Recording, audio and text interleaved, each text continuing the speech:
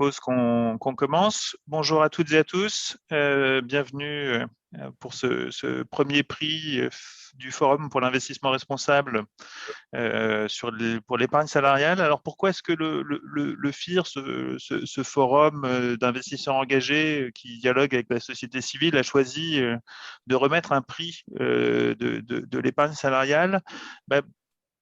Peut-être parce que on voit une forme de curiosité quand on regarde la scène parisienne. D'un côté, nous sommes la place de Paris, leader en matière de finances responsables. Ça fait maintenant plus de 20 ans que le Forum pour l'investissement responsable existe.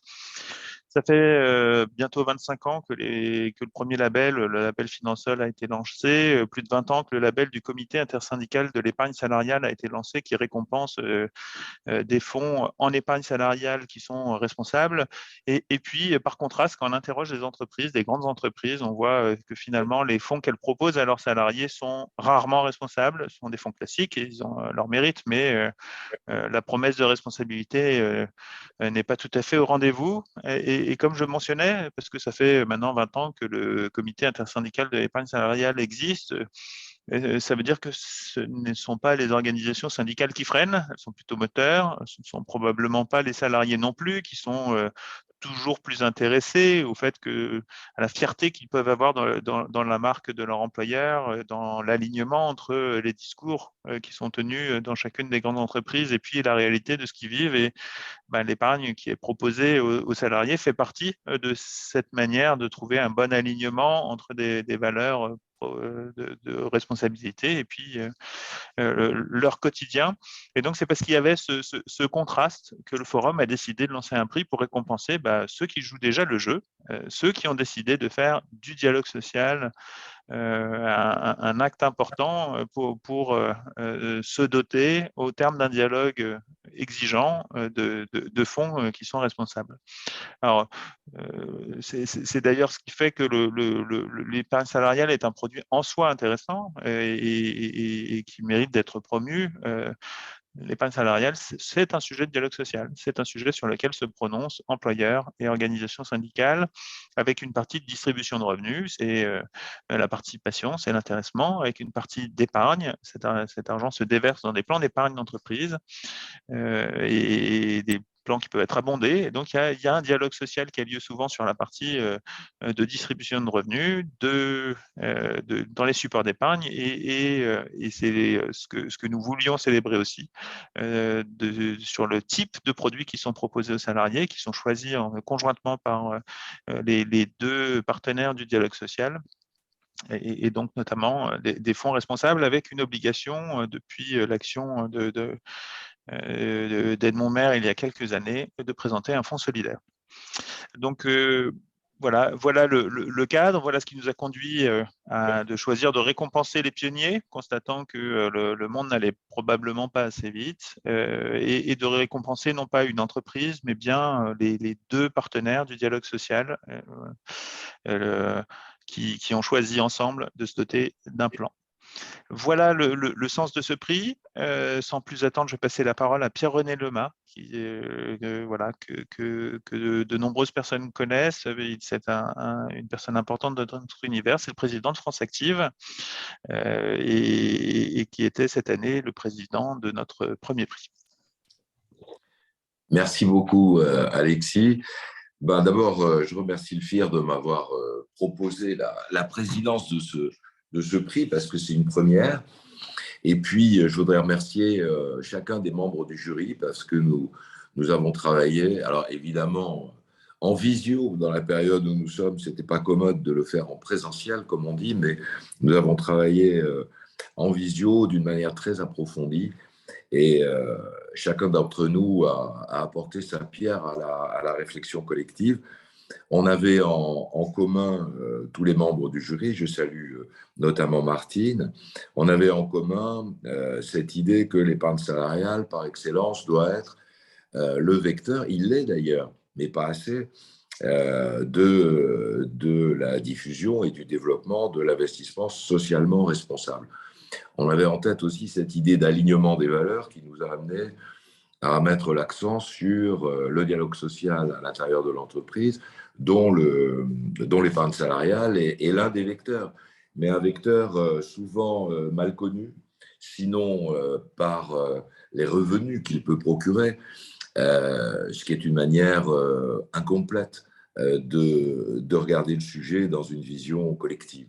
Au fond, c'est bien un alignement des valeurs auquel le législateur, d'ailleurs, nous incite de plus en plus, notamment avec l'introduction dans la loi Pacte de la notion de raison d'être des entreprises. Et puis, c'est aussi un vecteur de gestion directe, en quelque sorte, par les salariés eux-mêmes, en lien avec la direction de leur épargne collective, quel que soit le mode d'abondement qui a été évoqué tout à l'heure par Alexis.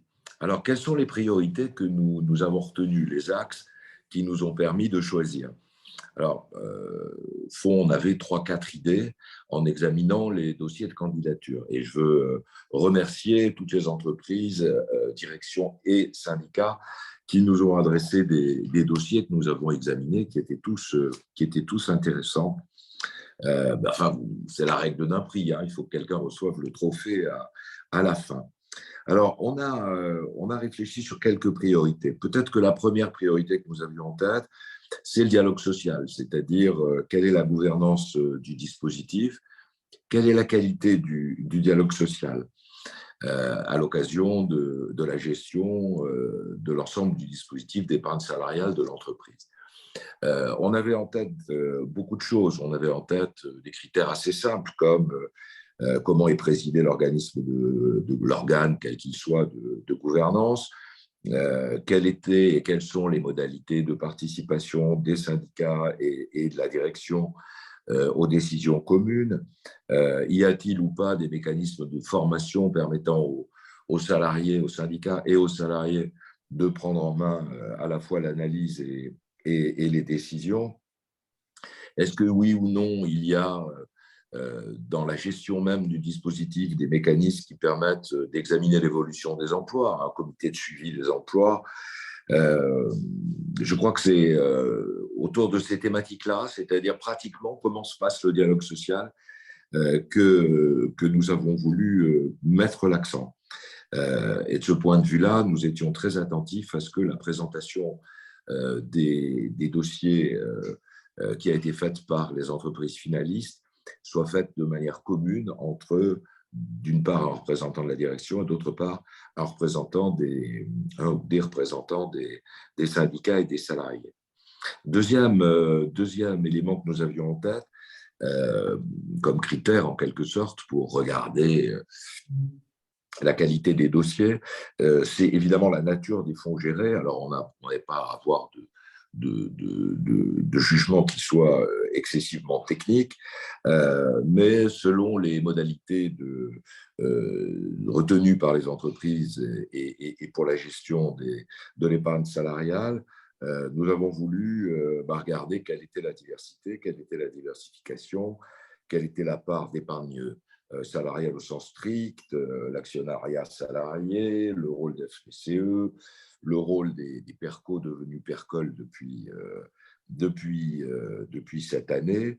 En réalité, ce qu'on avait en tête, c'est de regarder les liens entre, d'une part, les fonds gérés et d'autre part, la raison d'être de l'entreprise. C'est un peu un des éléments majeurs de tout mécanisme d'investissement socialement responsable. Quelle est la part des fonds qui donnent une priorité au bas carbone ou à la labellisation ISR? Ce sont des points pour nous tout à fait essentiels. Comme ça a été dit tout à l'heure, l'épargne salariale peut être un vecteur simplement d'investissement au sens large, mais ce que nous souhaitions, c'est bien montrer que la priorité, c'était quand même de mettre l'accent sur l'investissement socialement responsable qui peut être diffusé par l'intermédiaire de l'épargne salariale, comme nous l'avons évoqué tout à l'heure. Et puis, après, cette deuxième famille de critères qu'on pourrait appeler la cohérence, d'une certaine manière, hein, la cohérence entre la raison d'être de l'entreprise, la volonté d'une action collective et solidaire et les modalités de gestion des fonds, nous avions en tête une troisième famille de critères qu'on pourrait appeler l'innovation. Les fonds ISR existe depuis longtemps. Qu'est-ce qu'il y a de nouveau? Qu'est-ce qu'il y a de nouveau? Qu'est-ce qu'il y a de nouveau dans tous les sens du terme, c'est-à-dire dans la priorité qui est donnée à certains types de placements? Est-ce qu'il y a une part importante ou pas qui est donnée aux actions relatives aux petites capitalisations, aux capitalisations de taille moyenne? Comment est organisé le relais de croissance à l'intérieur des mécanismes de gestion du fonds, ou, je l'ai évoqué tout à l'heure, les mécanismes de suivi des emplois. Les mécanismes aussi d'information-formation, parce que la communication autour de ces produits est un élément essentiel si on veut que ce soit un vecteur de dialogue social et pas simplement des modalités originales de gestion, de forme d'investissement à caractère collectif. Donc voilà en gros les critères que nous avons retenus: dialogue social, ce que j'appelle la cohérence, la nature des fonds gérés, et puis l'innovation qui va de pair avec les mécanismes d'information et de communication. Nous avons examiné l'ensemble de ces dossiers. Nous avons eu des lauréats finalistes vraiment tout à fait intéressants. Et après avoir fait durer le suspense quelques minutes, je vais peut-être dévoiler l'entreprise lauréate, et je dirais en une minute avant de leur laisser la parole pourquoi nous l'avons retenue.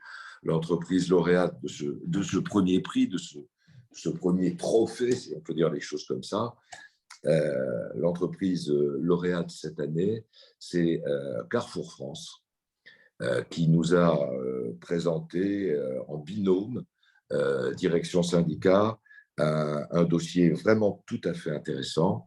Et si je peux le dire en quelques minutes, pourquoi est-ce que nous avons retenu cette candidature? Peut-être pour 3 raisons en allant vite. La première, c'est qu'il nous a semblé que le dialogue social tel qu'il nous avait été présenté et le pilotage paritaire du dispositif était tout à fait exemplaire, tout à fait intéressant, et s'était traduit à la fois historiquement et récemment. Historiquement parce que c'est au fond la prolongation d'un modèle social qui a été initié il y a très longtemps, dans les années 60, 70, 80, avec la création des premiers fonds solidaires, mais qui est actualisé de manière paritaire, y compris en 2021 avec la signature d'un certain nombre d'accords. Je crois qu'il y a 5 accords qui ont été signés l'année passée. Et il y a même la perspective de création cette année, en 2022, d'une plateforme digitale. Donc, un dialogue social qui nous a paru exemplaire, et on a été très intéressés de voir la manière dont le dossier nous a été présenté par la direction et les syndicats. Deuxièmement, nous avons été très intéressés par la mise au point depuis plusieurs années, notamment depuis 2018, d'un dispositif miroir qui permet d'étendre le bénéfice de l'ensemble de ces dispositifs à l'ensemble des partenaires de l'entreprise, et notamment aux entreprises franchisées. Compte tenu de la structure propre du groupe Carrefour, il nous a paru que c'était une démarche intéressante, à condition qu'elle soit, comme on nous l'a dit, pérenne, et qu'elle reste pérenne à l'avenir. Et puis, dernier élément qui nous a paru tout à fait pertinent, à côté de cette vision innovante, c'est le choix qui a été fait par l'entreprise et par les organisations syndicales, au-delà de la gestion paritaire elle-même, d'aller vers l'utilisation de techniques nouvelles, notamment par la digitalisation, la mise en place, je l'évoquais, d'une plateforme digitale cette année, la digitalisation, y compris de la formation, des mécanismes de coaching, qui sont un élément crucial à la disposition des gestionnaires et notamment des salariés. Innovation aussi dans le choix qui est fait sur les objectifs même des fonds solidaires, qui sont parmi les fonds qui sont gérés dans le cadre de ce dispositif, les fonds auxquels on fait appel par défaut, comme c'est souvent le cas, mais des fonds pour lesquels l'investissement ISR du portefeuille a été porté récemment, et en tous les cas sera mis en œuvre en 2022 à 90% de l'actif en fonds commun de placement d'entreprise. Voilà les raisons pour lesquelles, pour aller vite, nous avons choisi Carrefour. Il nous a semblé que c'était exemplaire et que c'était un signal que nous souhaitions adresser, d'abord pour saluer l'entreprise, c'est-à-dire à la fois les représentants des syndicats et les représentants de la direction, pour donner un signal à d'autres entreprises. C'est faisable à la fois en innovation et sur le temps long. Allez-y avec une priorité donnée à l'investissement socialement responsable. C'est un signal aussi que nous souhaitions donner de manière plus large à l'ensemble des entreprises, car nous avons la conviction que l'épargne salariale, ce n'est pas un dispositif qui a vocation, lorsqu'il privilégie l'investissement socialement responsable, à être réservé à certaines familles d'entreprises ou à certaines tailles d'entreprises. Donc, nous souhaitons montrer qu'il est possible d'aller au-delà. En tous les cas, toutes mes félicitations au nom de tout le jury. Nous avons bien débattu et nous avons choisi d'une manière extrêmement consensuelle.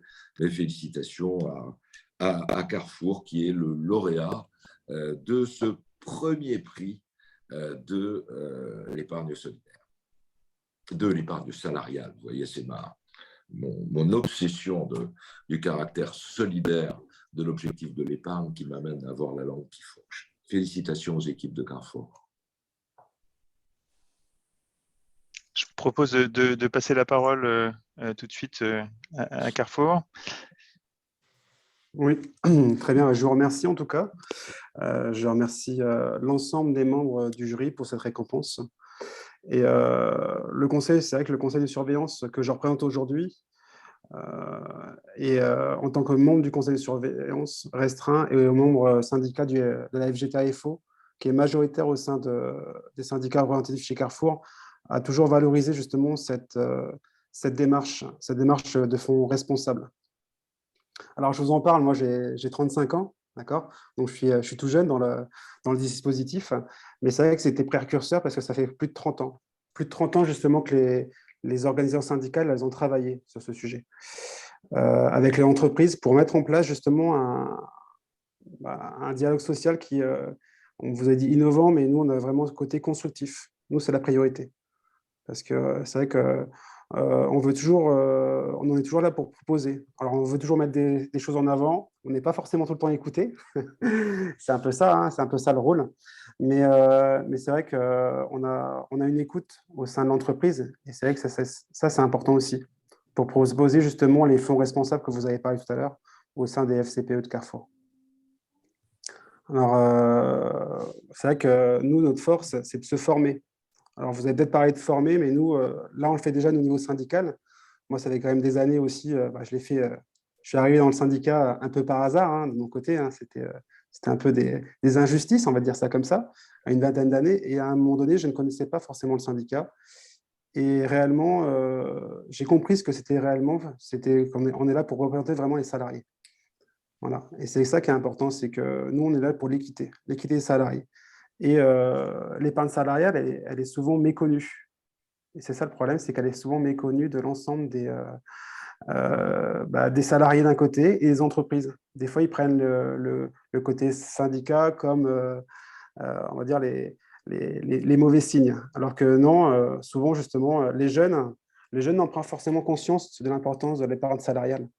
Et même si nous, on n'est pas des grands épargnants au départ, l'éco-responsable et les abondements qui ont été mis en place grâce à des accords d'entreprise au sein de Carrefour nous permettent justement aux petits épargnants de pouvoir construire tout au fil de leurs années justement une épargne qui puisse leur permettre soit d'acheter leur première résidence principale, ça c'est important, soit justement à l'avenir aussi pour leur retraite. Et on n'a pas des grands salaires, comme on dit, hein. Mais voilà, c'est pour les hypermarchés, les markets. Nous, on représente au sein de Carrefour vraiment les entrepôts aussi et les sièges. On parle beaucoup de l'épargne salariale au niveau des cadres, mais on représente l'ensemble, que ce soit le petit épargnant et le grand épargnant. Et ça, c'est important pour nous. Donc, c'est vrai, comme vous l'avez dit, en 2002, le conseil de surveillance de Carrefour a mis en œuvre justement le premier fonds dédié solidaire de la place, en s'appuyant justement sur Natixis et sur Miroava, avec différentes négociations et avec la mise en place du PERCOL, anciennement PERCO. Et c'est vrai que le dialogue social a permis de construire un modèle unique. Et nous avons eu l'occasion justement de suivre plusieurs formations au sein du monde du conseil de surveillance, que ce soit pour les titulaires et les suppléants. Et c'est vrai que Carrefour a été vraiment à l'écoute, justement pour construire. Ils ont compris que voilà, c'est avec nous qu'il faut aussi fonctionner. Et je pense que voilà, c'est peut-être pour ça aussi que vous avez nous choisis, je ne sais pas, mais ça, c'est important pour nous. Et c'est vrai que ça fait plus de 5 années, je suis au conseil de surveillance et j'ai voulu mettre en avant de mon côté, c'est plus la communication. Alors, je ne sais pas si c'est la jeunesse, si c'est voilà, c'est de ce sens-là, mais avec l'entreprise, on travaille beaucoup justement entre faire des lettres RH dans le digital, comme vous l'avez dit tout à l'heure. Et ça, c'est important pour nous, que ce soit pour les magasins hypermarchés, market, supply. Et c'est vrai que c'est une communication qui peut simplifier l'épargne salariale. Et c'est ça notre but réel, c'est que souvent les gens ne comprennent pas forcément en mettant 40, 50 euros par mois à la fin d'année, avec l'abondement d'entreprise, ça peut leur faire un 13e mois. Et c'est important. Voilà. Voilà. Donc, je voulais juste finir en disant que voilà, c'est vrai que nous, en tant qu'élus désignés par les organisations syndicales représentatives, on est vraiment les garants des intérêts de l'ensemble des salariés, que ce soit individuel ou collectif. Et que c'est vrai qu'on a toujours mis en œuvre justement cet objectif commun pour prôner justement, comme vous dites tout à l'heure, le dialogue social et aussi une cohérence pour les engagements RSE au sein de l'entreprise. Voilà. Je vous remercie. Merci beaucoup. Merci. Merci, Monsieur Thienot, Teddy Cachon, directeur rémunération et avantages sociaux pour Carrefour France. Mais écoutez, tout d'abord, moi, je voudrais remercier le FIR, remercier le jury pour ce prix. En fait, cette reconnaissance par des experts des ressources humaines, de l'épargne salariale, de la finance, de la RSE, des universitaires également dans le jury, c'est vraiment une grande fierté pour la direction que je représente aujourd'hui. Alors, notre dispositif d'épargne salariale, ça a été dit, mais ne date pas d'hier. Et donc, à ce titre, je voulais absolument avoir une pensée à tous ceux qui ont contribué côté organisation syndicale, côté direction, à construire ce dispositif d'épargne salariale de Carrefour et d'en faire un des éléments importants de notre modèle social et un sujet. Alors, voilà, on a des discussions, mais c'est la puissance et la richesse du dialogue social. Mais je pense qu'on arrive à faire plutôt un sujet consensuel chez Carrefour de l'épargne salariale. Donc, du coup, je voudrais vraiment remercier les membres du conseil de surveillance, les 20 membres côté salariés, les 18 membres côté direction, qui font vivre ces instances. J'ai une pensée également pour nos partenaires, donc nos teneurs de compte avec qui on fonctionne depuis de longues années, qui est Natixis, et avec qui nous avons construit un partenariat de grande proximité et qui nous permet aussi d'offrir à nos salariés des services digitaux extrêmement modernes pour essayer de correspondre le plus possible aux besoins de nos salariés. Je pense aussi à nos différents gestionnaires d'actifs. Nous avons 6 fonds dans notre gamme, du moins risqué au plus risqué. Merci à ces gestionnaires d'actifs également. Et enfin, une pensée pour Mathias Coumer qui a la lourde responsabilité d'accompagner le conseil de surveillance, donc d'accompagner les partenaires sociaux, d'accompagner la direction, de nous éclairer par rapport aux meilleures pratiques du marché et également de nous éclairer sur les choix que nous avons à faire. C'est vrai qu'il y a une certaine technicité sur ces questions-là, donc c'est important que nous ayons un expert à nos côtés avec qui nous avons pu tout au long de ces années, tisser une relation de confiance. J'ai évidemment aussi une pensée pour toute la communauté RH qui au quotidien accompagne ces questions de l'épargne salariale, répond aux questions des salariés, et leur rôle est aussi absolument clé dans notre dispositif pour être au plus près de nos 100 000 salariés. Donc, effectivement, la qualité du dialogue social a permis de construire ce modèle. En fait, l'ambition a vraiment été de mettre en place un dispositif à la fois avantageux pour nos salariés, avec de l'abondement, avec des intéressements, avec de la participation, avec une gamme variée, avec de la gestion libre, de la gestion pilotée, mais aussi que Monsieur Thienot l'a évoqué, mais que ce soit accessible à l'ensemble de nos salariés et que ça ne soit pas uniquement restreint à une petite catégorie de salariés. Donc, c'est pour cette raison que l'offre se veut la plus large possible pour correspondre à l'ensemble des profils d'investisseurs que nous pouvons avoir chez Carrefour. Et nous avons aussi très tôt, ça fait maintenant plus de 20 ans, intégré la dimension solidaire avec un premier fonds solidaire, puis un deuxième fonds solidaire. Donc, pour faire fonctionner ce dialogue social, on s'appuie sur une gouvernance efficace. On a un conseil restreint avec un membre par organisation syndicale, et ce sont des membres qui sont encore plus impliqués sur ces questions-là que les autres, et c'est vraiment une instance qui nous aide dans la construction, dans la collaboration, dans la réflexion, dans la prise de décision en amont des conseils de surveillance en plénière.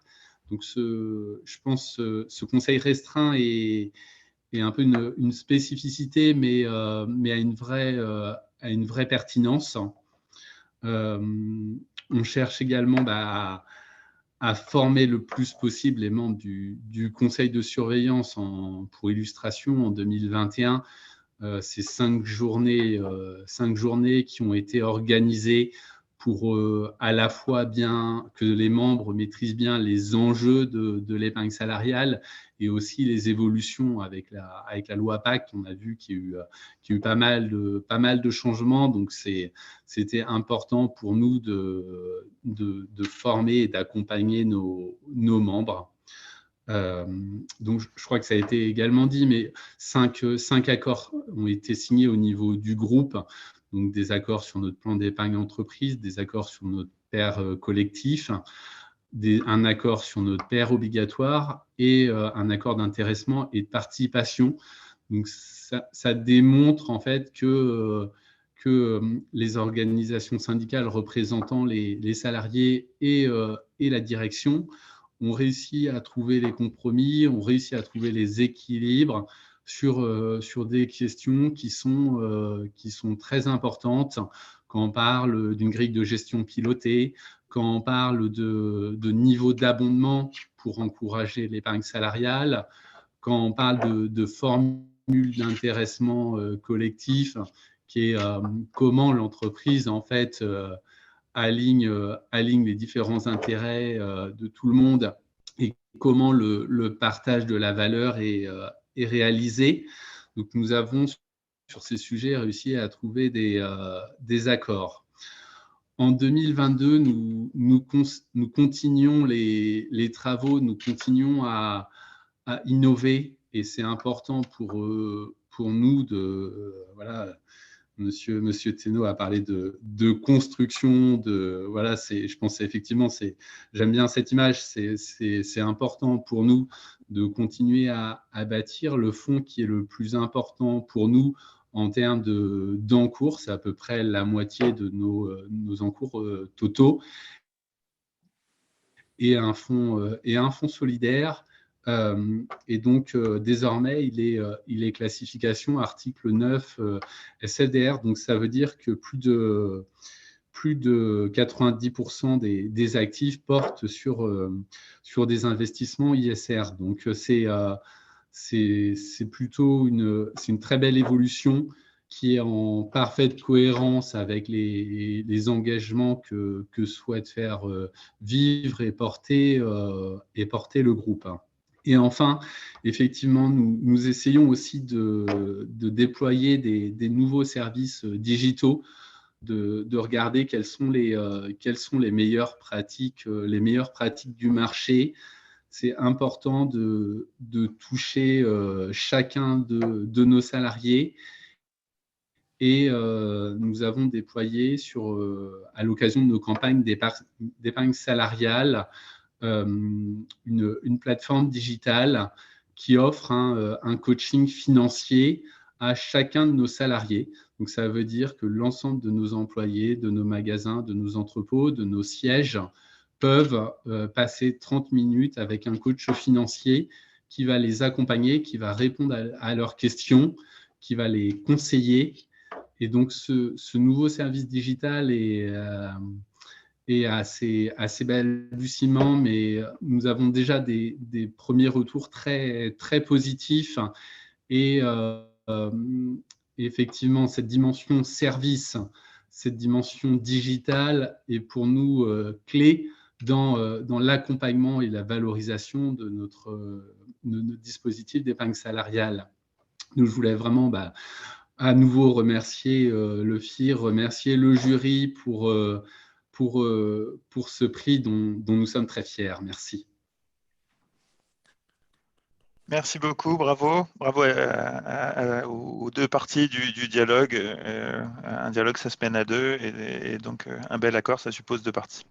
Je passe la parole à Martine Léonard, qui était la cheville ouvrière du prix, et qui va reprendre un peu ce qu'on attend pour les années futures, non pas de Carrefour, mais de l'ensemble des entreprises sur ce sujet.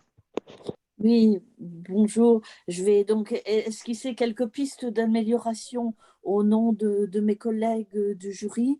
Dans la gouvernance des fonds, bien évidemment, nous attendons des conseils de surveillance largement à majorité salariée, et nous attendons bien sûr que l'on continue à former les représentants des salariés. Nous avons conscience que l'épargne salariale n'est pas le cœur de leur activité, ni le cœur de l'activité des salariés. Et donc, il est important pour cela de s'assurer que formation arrive bien aux différentes personnes et de la façon la plus accessible possible. Alors, accessibilité, deuxième sujet, adéquation aux besoins des salariés. On a parlé de fonds ISR, de fonds solidaires, on a parlé de labels. Un point sur lequel nous avons visiblement laissé perplexes tous les répondants à notre appel, c'est que nous serions très sensibles à la prise en compte du secteur d'activité, du secteur d'appartenance de l'entreprise. Et je veux dire par là que lorsque l'on travaille dans un secteur cyclique, que donc les salariés peuvent avoir avec la direction à subir ces cycles qui ne sont pas toujours aisés à gérer, il est important de ne pas de ne pas reproduire les mêmes cycles dans l'épargne salariale. Et ça, c'est un sujet qui visiblement est encore un sujet de recherche et que nous voudrions bien voir approfondir. Autre point très sensible, l'information des salariés. On a parlé de toute l'aide apportée aux salariés par des moyens digitaux. On a beaucoup moins parlé de l'information apportée aux salariés sur la façon dont les fonds sont gérés, sur des rapports annuels accessibles, sur la composition détaillée des fonds d'investissement. Et pourtant, c'est l'épargne des salariés, donc c'est important pour eux. Et c'est aussi important pour l'entreprise, dans la mesure où il nous semble que l'épargne salariale est une passerelle et que la composition des fonds peut être aussi matière à explication, à dialogue entre les partenaires sociaux. Et donc, on ne peut que saluer toutes les sociétés qui donnent accès à cette composition détaillée. Je pense qu'elles ne sont pas si fréquentes que ça. En tout cas, c'est ce que j'ai vu dans les analyses que nous avons pu faire. Autre point, nous avons parlé largement de consensus. La façon dont le consensus se forme est encore à préciser. Nous en approchons, surtout lorsque, dans le cadre du jury, nous convions les partenaires sociaux à une présentation orale. Néanmoins, comment exactement, avec quelle philosophie, ça reste un point à préciser. Et puis, dernier point, mais non des moindres, la partie engagement de l'entreprise. Alors, engagement de l'entreprise, évidemment, il y a le fait de proposer ce dispositif, il y a la communication, toute l'aide qui est apportée. Il y a aussi la politique d'abondement. L'épargne salariale ne doit pas être un instrument de renforcement d'inégalités. Au contraire, c'est plutôt un instrument qui limiterait les inégalités.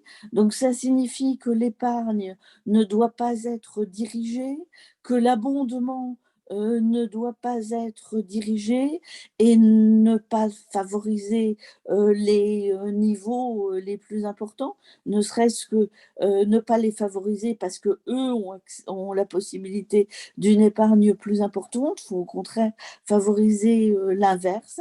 Et puis, point tout à fait technique, mais néanmoins sensible, les frais de gestion ainsi que les frais de tenue de compte doivent être harmonisés d'un fonds à l'autre et ne pas favoriser l'une ou l'autre des options d'investissement.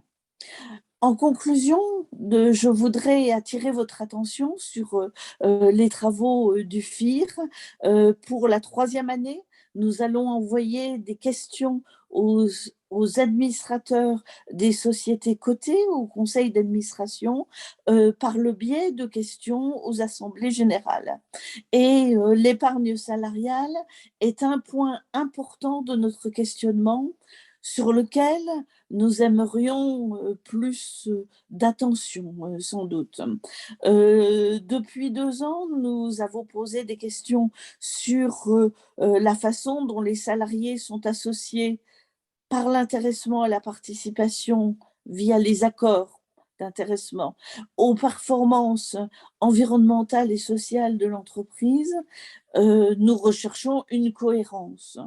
Et nous nous sommes aperçus l'an passé que seulement 24 des 40 sociétés du CAC 40 étaient en cohérence avec cette recherche de cohérence, c'est-à-dire avaient des critères. Alors vous allez me dire, 24, c'est beaucoup, c'est un peu plus d'1 sur 2.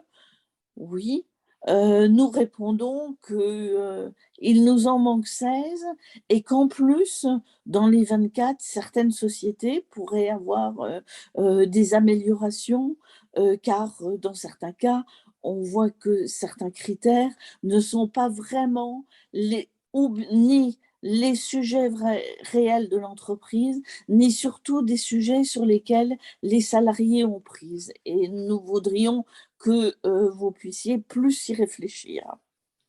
Et deuxième point, nous avons posé des questions sur les fonds disposant de labels, sur le dispositif épargne salariale.